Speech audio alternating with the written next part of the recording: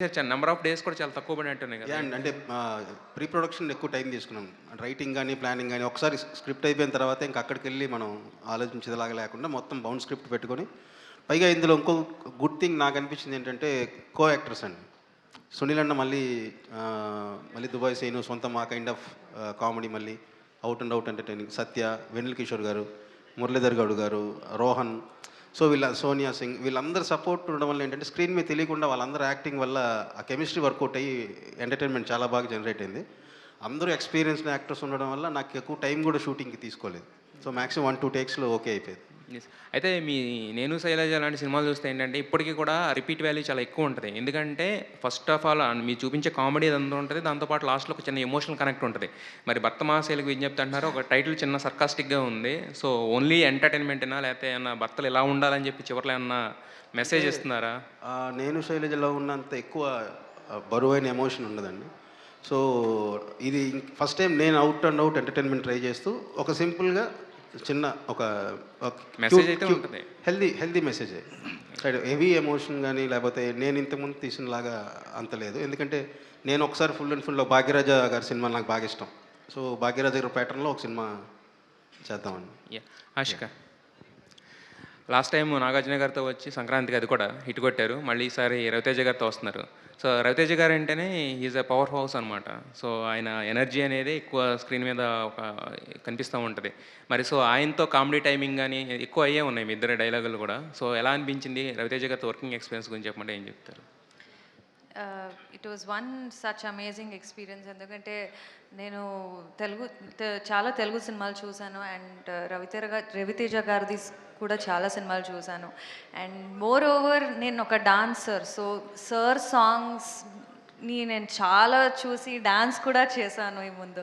So it is something very exciting to come with him on screen. And the energy that he brings on screen is in person also is the same. మీరు చెప్పినట్టే అందరికీ తెలుసు సార్కున్న ఆ ఎనర్జీనే I think మొత్తం సెట్లో ప్రతి scenes అయినా ప్రతి time we spend together it is always a good memory. And to match up to the comedy timing కానీ ద కోఆర్డినేషన్స్ కానీ it is very comfortable to work with actors like that when they have done so many films together and to so many genres. So it is so much to learn from them. So comedy I think he is too good with expressions. నేను చేసే టైంలో కూడా అది చూస్తే I used to laugh. And then just not on screen but in real also he can bring that timing and make it work like that even with the co-actors. And it is something very good as an actor. So we got to learn so much from him. And at the same time ee cinemalo chaala comedy actors unnaru. So the comedy timing had to matter a lot. Chaala combination lo Satya garu, Sunil garu, Venela Kishore garu. So we had to be in there with the timing sense. So with an out and out comedy genre, this is the first time for me.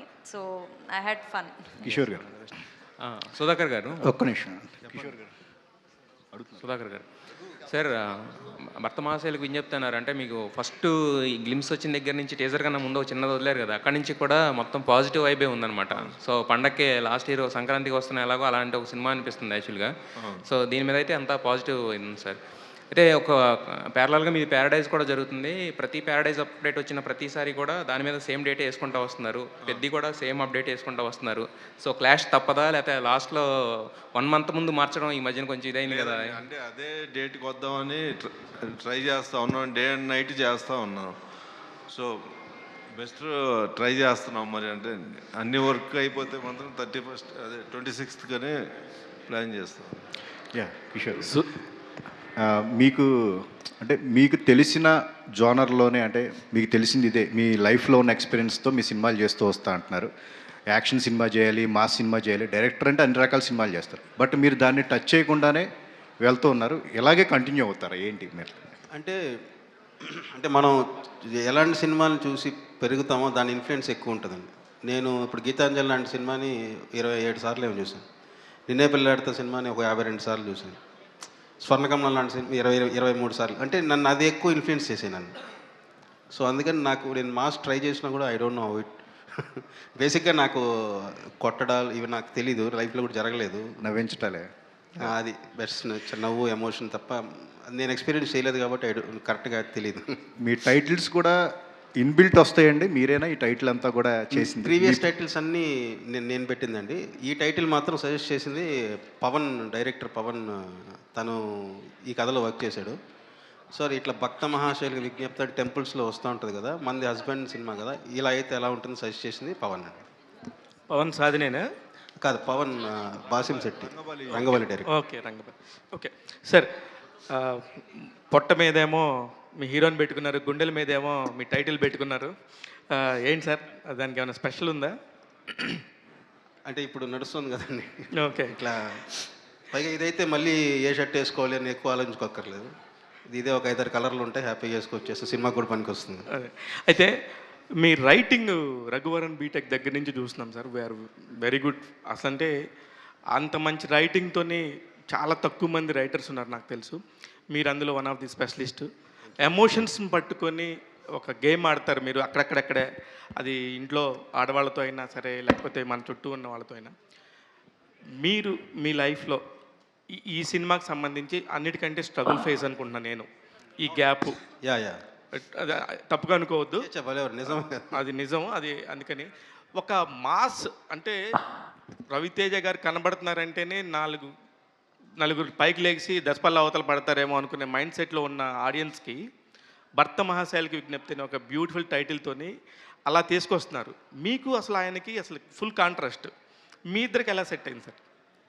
అంటే ఇంతకుముందు రవి గారు నేను first ఒక నేను శైలి చేసినప్పుడు కానీ దాని పవర్కి రాశాను నేను. పవర్ ఎప్పటి నుంచే పరిచయం. యాక్చువల్గా ఆడాలం ఈ జోహార్లు కూడా రవి గారితో కథ చెప్పడం జరిగింది. బట్ ఆయన స్కెడ్యూలింగ్ వైస్ తర్వాత సో ఆయనకి నాకు ఎప్పుడు టేస్ట్లు సిమిలర్గా ఉంటాయి. ఆయనకు కూడా భాగ్యరాజ, క్రేజీ మోహన్, జంజాల్ గారు, ఈవీవి గారు, ఈ కైండ్ ఆఫ్ అనేది ఇద్దరికి ఇష్టాలు ఒకటే. సో అందుకని మేము ఎప్పుడు మాట్లాడుకున్నా ఆ ఫిలిమ్స్ రెఫరెన్స్ బాగుండడం వల్ల, పైగా నేను అంటే ఒక కథ ఆ క్యారెక్టర్ని బట్టే వెళ్ళిపోతాను. సో అది నచ్చి ఆయన టోటల్గా, అందుకే ఆయన మాస్ మహారాజ్ కూడా వద్దు కిషోర్, ఈ సినిమాకి మాత్రం రవితేజ అనే వేద్దాం. ఓ సూపర్. అయితే సార్ ఇప్పుడు మీకు సంబంధించి కానీ రవితేజ గారికి సంబంధించి కానీ మాట్లాడితే ఆయన 75 సినిమాలు చేశారు యాజ్ అ హీరోగా. దాదాపు ఒక 5-6 సినిమాలు సంక్రాంతికి వచ్చి బ్లాక్ బస్టర్ హిట్లు కొట్టినాయి రవితేజ గారి కెరియర్లో. అవును. క్రాక్ అయి ఉండొచ్చు, మిరపకాయ, మిరపకాయ ఉండొచ్చు, కృష్ణ, ఇట్లా కొన్ని సినిమాలు సూపర్ డూపర్ హిట్లు. అందులోకి ఇది వెళ్తుందేమో, కానీ మీకు ఫస్ట్ సినిమా అనుకుంటా కదా సంక్రాంతికి? అంటే నేను రాసి తీసే ఫస్ట్ సినిమా ఇదేనండి, సంక్రాంతికి. ఆషిక గారు, కంగ్రాచులేషన్స్ అండి. మీరు పాటలు కానీ అవన్నీ కూడా చాలా బాగున్నాయి. ఆషిక గారు కూడా, మీరు కూడా, ఇద్దరు కూడా బాగున్నారండి. All the very best. మా భర్త మహాశైలకు విజ్ఞప్తి, లాస్ట్ టైం సంక్రాంతికి వస్తున్న లాగా వచ్చేసి ఫ్యామిలీ ఆడియన్స్కి దగ్గర అవ్వాలని మనస్ఫూర్తిగా కోరుకుంటున్నాం అండి. All the best. కిషోర్ గారు, Thanks, sir. కిషోర్ గారు, సార్ సుధాకర్ గారు హాయ్. Yeah, hello. సుధాకర్ గారు హాయ్. సో two questions ఇప్పుడు ఈ మూవీ కానీ నెక్స్ట్ వచ్చే దుల్కర్ మూవీ కానీ you went for this overseas production అనమాట. స్పెయిన్ జరిగింది, అది యూఎస్లో జరుగుతుంది. So what you think is easier, ఇక్కడ చేయడం ఈజియా, ఓవర్సీస్ వెళ్ళి ఫాస్ట్గా చేసుకురావడం ఈజియా? మీకు ప్రొడక్షన్ వైజ్ ఏది బాగుంది మీకు? ఏదండి ఒకసారి చెప్పరా? ఇప్పుడు ప్రొడక్షన్ అంతా స్పెయిన్లో చేశారు ఓవర్సీస్, నెక్స్ట్ దుల్కర్ మూవీ కూడా బయట చేస్తున్నారు. సో ఇండియాలో చేయడం ఈజీగా ఉందా, ఓవర్సీస్లో ఈజీగా ఉందా? కూడా కొంచెం కాస్ట్లీ అయిపోయిందండి. బట్ మనం చేసుకునే దాన్ని బట్టి కొంచెం కంట్రోల్గా వెళ్తే జనాలు తక్కువతోటి కాస్ట్ తక్కువలో అయిపోతుంది. ఓకే, తిరుమల కృష్ణ గారు, సో అందరూ జనరల్గా అడిగే క్వశ్చన్ గ్యాప్ ఎందుకు వచ్చింది ఇదంతా, but what were you doing in the last 3 years అంటే ఏం నేను చెప్తారు? బేసిక్గా after AMJ I tried a mythology ఇమీడియట్గా. 3 years బ్యాక్ నేను సుబ్రహ్మణ్య స్వామి మీద ఒక స్క్రిప్ట్ మీద నేను టెంపుల్స్ అన్నీ తిరిగి ఒక 1.5 year వర్క్ చేసి ఒక డివోషనల్ మైథాలజీ రాసుకున్నాను. బట్ అది హీరోస్ మనం వెళ్ళేటప్పుడు అంటే అది పెద్ద ప్రాసెసింగ్. బట్ నా ప్రీవియస్ ఫిలిమ్స్ అన్నీ నేను చేసిందని ఎంటర్టైనర్స్ కదా, సో అది కొంచెం టైం పడుతుంది అని అర్థమయ్యి, so I back to this. Kishore గారు సార్ భర్త మహాశైలికి విజ్ఞప్తి అన్నారు. వాట్ అబౌట్ ద యూత్, అంటే పెళ్లి కాని వాళ్ళకి ఏంటి, what type of entertainment you are providing, అంటే what you want to say? పెళ్లిగాని వాళ్ళు ఈరోజు రేపు ఆ కేటగిరీలోకి వెళ్తారు కాబట్టి ముందుగా మీరు ఎలా ఉండాలనేది కూడా ఒక ఎక్స్పీరియన్స్. అంటే ఒక ప్రిపరేషనా సార్ ఇది? ఒక సీనియర్ నా అనుభవాన్ని మీతో షేర్ చేసుకున్నట్టే. Okay, He's preparing you. Okay, one last question, Andy. One last question. Kishore గారు, ఇక్కడ స్ట్రైట్ అండి. యా అండి. హాయ్ అండి, నమస్తే. సో అందరూ మాట్లాడినట్టు టీజర్ ట్రైలర్ అంతా బాగుంది. మీ మూవీస్లో ఫీమేల్ క్యారెక్టరేషన్కి వస్తే చాలా స్ట్రాంగ్గా ఉంటుంది. బట్ అలాంటి క్యారెక్టరేషన్ బయట ఉంటే అమ్మాయికి పొగరు ఎక్కువ, మొండితనం ఎక్కువ అని కొన్ని ట్యాగ్స్ అనేవి ఇచ్చేస్తూ ఉంటారు. బట్ అమ్మాయిలు అన్నవి అలానే ఉండాలని కూడా కోరుకుంటూ ఉంటారు. వాళ్ళలో నేను 100%లో మొదటి వాడినండి. అలా ఉండాలని కోరుకుంటాను. ఓకే, అందుకే ఇందులో కూడా ఇద్దరు క్యారెక్టర్స్ చాలా స్ట్రాంగ్గా ఉంటాయి. మీకు కీర్తి క్యారెక్టర్ ఎలాగా వీళ్ళ అనుపమ అలాగా చాలా స్ట్రాంగ్గా ఉంటుంది. సో అంటే ఈ క్యారెక్టరేషన్స్ రాసేటప్పుడు సొసైటీ నుంచి దీస్ కైండ్ ఆఫ్ కాంప్లిమెంట్స్ కావచ్చు, కంప్లైంట్స్ కావచ్చు వస్తాయని అనుకుంటారు. కానీ బట్ ఎలాంటి రియల్ లైఫ్లో ఎలాంటి వాళ్ళు మీకు బాగా సపోర్టివ్గా ఉంటారు దీస్ కైండ్ ఆఫ్ క్యారెక్టర్స్ రాసేటప్పుడు? నాకు బేసిక్లీ ఏంటంటే అంటే యాక్టర్స్ కానీ లేకపోతే బయట కానీ నేను బేసిక్లీ ఏంటంటే ఇలా ఉంటే ఉమెన్ బాగుంటుంది. సో ఉమెన్కి ఎక్కువ ఫేవర్గా ఉంటాను. అందుకని నేను వాళ్ళ మైండ్ సెట్ నేను అర్థం చేసుకొని రాయగలను అనమాట. సో వాళ్ళు ఏది ఉన్నా సరే they can share with me, ఒక గుడ్ ఫ్రెండ్ లాగా. సో దానివల్ల ఏంటంటే అక్కడ నాకు ఇంకా కొంచెం వాళ్ళ గురించి ఎక్కువ ఆలోచిస్తాను కాబట్టి నాకు వాళ్ళని అలా రాయడం కానీ అలా చూడడం కానీ ఇష్టం. కిషోర్ గారు, సార్ అంటే ఇప్పుడు బ్యాక్ టు బ్యాక్ రవితేజ గారు మాస్ సినిమాస్ చేస్తున్న టైంలో ఈ సినిమా చాలామందికి సడన్ సర్ప్రైజ్. సో అంటే మీరు ఆయన్ని హ్యాండిల్ చేసేటప్పుడు మీరు ఫేస్ చేసిన ఛాలెంజెస్ ఏంటి? ఆయన అంటే ఇంతకుముందే బాగా పరిచయం ఉండడం వల్ల ఆయన నాతో వర్క్ చేయాలనుకున్నప్పుడే ఆయన ఏంటంటే నేను నిన్ను పిలిచిందే నాకు వేరియేషన్ చేంజ్ ఓవర్ కోసం. సో మళ్ళీ నువ్వు ఎక్కడ కాంప్రమైజ్ అవ్వద్దు, ఫస్ట్ నాకు బేసిక్ మొహమాటం.